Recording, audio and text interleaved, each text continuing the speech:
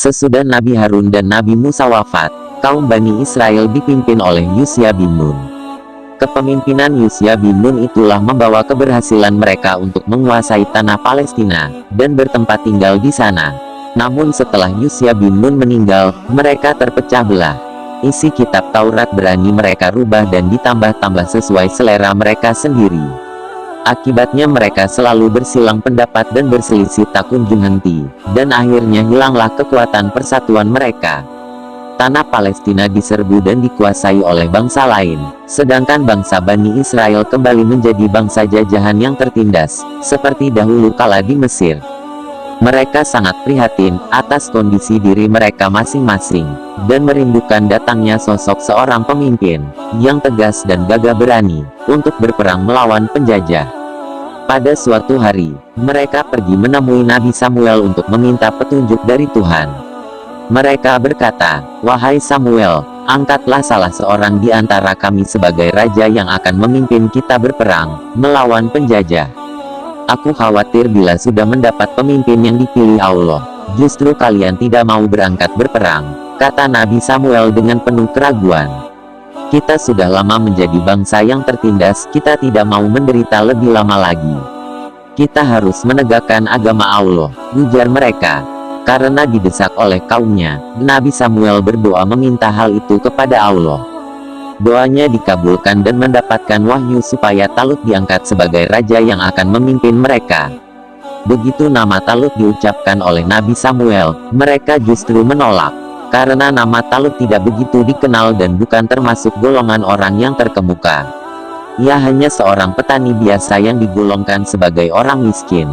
Nabi Samuel segera menjelaskan, bahwa walaupun Talut itu petani biasa, namun ia pandai strategi perang. Tubuhnya kekar, kuat dan pandai dalam ilmu tata negara. Akhirnya, mereka mau menerima Talut sebagai raja mereka. Pertarungan Jalut dan Daud. Talut mengajak orang-orang dewasa yang masih belum menikah dan tidak berdagang untuk terjun ke medan perang. Dengan memilih orang-orang terbaiknya itu, dia berharap mereka dapat memusatkan diri pada pertempuran dan tak menghiraukan lagi urusan rumah tangga dan perdagangan.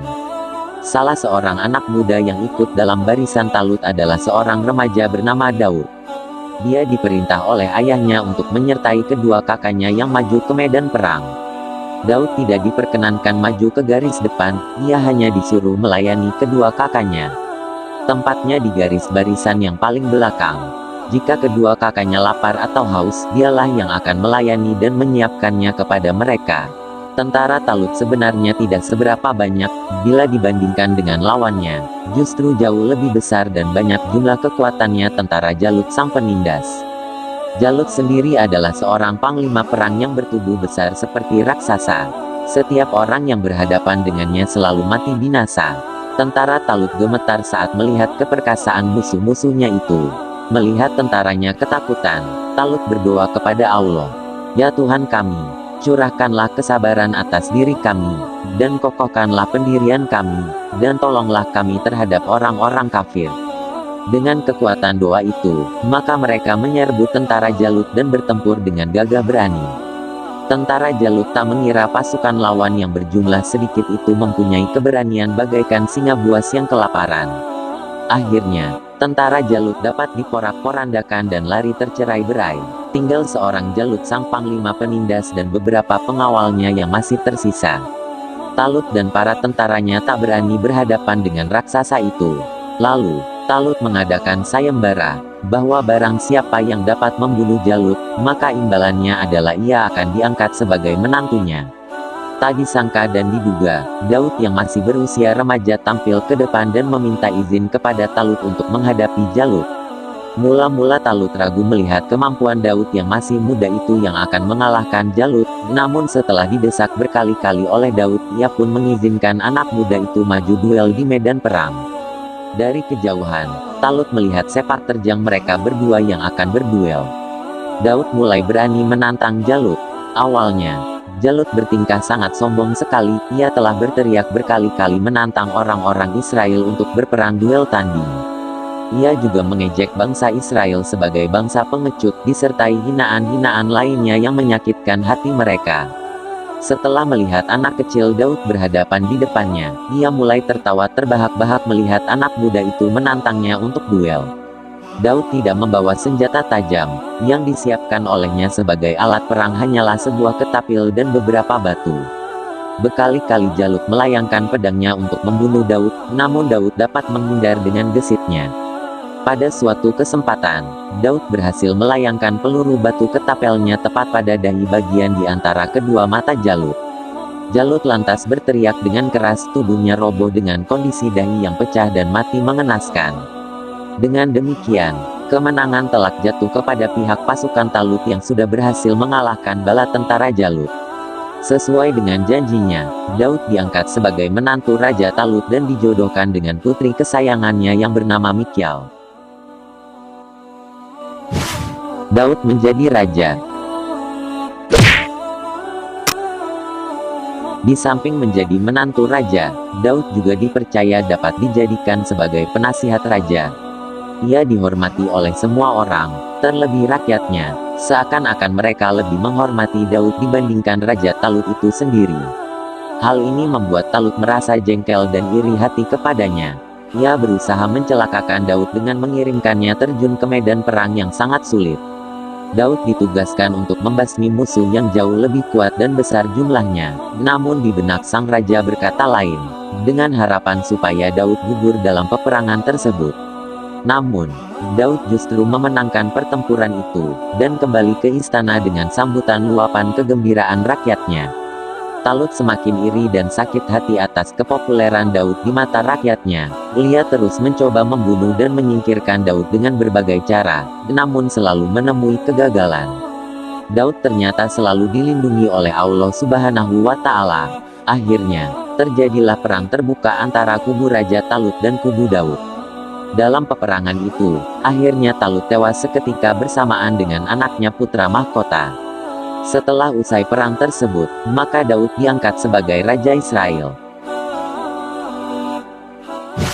Keistimewaan Nabi Daud. Nabi Daud dikaruniai beberapa keistimewaan dari Allah, yaitu dengan ditundukkannya gunung-gunung, supaya ikut bertasbih memuji Allah bersama Nabi Daud pada waktu pagi, siang dan malam. Demikian pula, burung-burung telah ditundukkan kepada Daud, untuk berkumpul sambil memuji Allah bersama Nabi Daud. Cara Nabi Daud mengatur hari-harinya.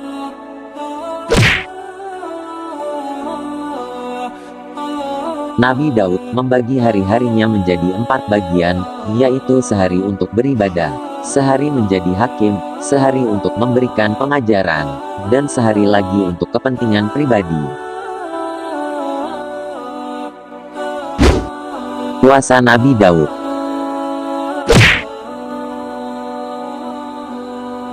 Nabi Daud suka berpuasa. Beliau selalu menunaikan ibadah puasa sehari dan berbuka sehari secara berselang-seling. Peringatan Allah kepada Nabi Daud. Para nabi dan rasul, tentunya hanyalah manusia biasa yang dipilih oleh Allah, agar dapat dijadikan sebagai panutan atau suri teladan bagi kalangan kaumnya.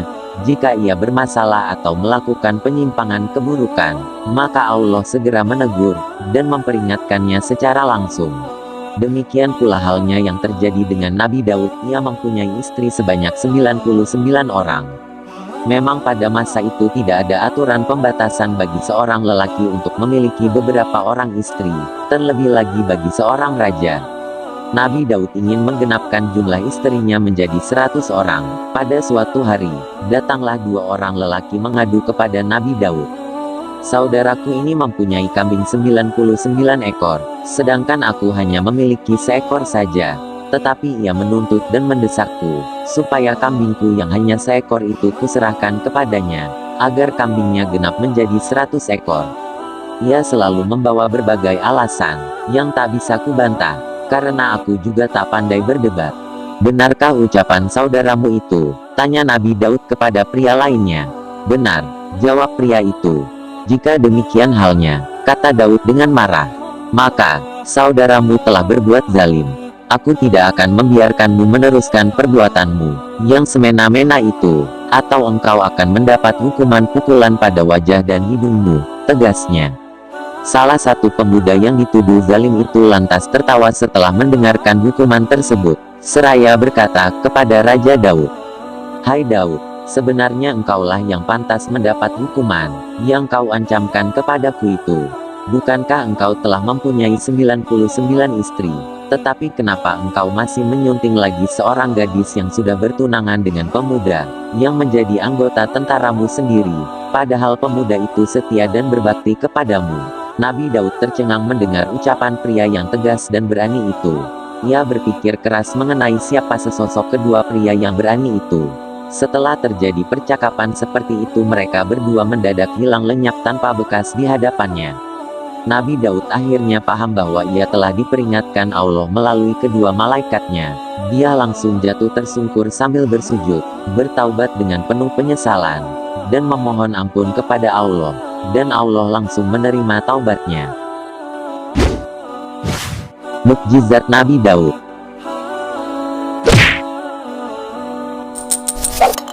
Beberapa mukjizat Nabi Daud antara lain, dia dapat melunakkan besi seperti lilin, dan juga dapat dirubah sekehendaknya tanpa memakai api, maupun dengan alat bantuan apapun. Dari besi itu pula, dia dapat membuat baju besi yang dikokohkan dengan tenunan dari bulatan-bulatan rantai yang berkesinambungan jalinannya, satu sama lain. Jenis baju ini memberikan banyak kelebihan bagi para pemakainya, sehingga menjadikan mereka dapat bebas bergerak, tidak kaku seperti baju besi sebelumnya, yang hanya dibuat dari besi-besi lembaran saja.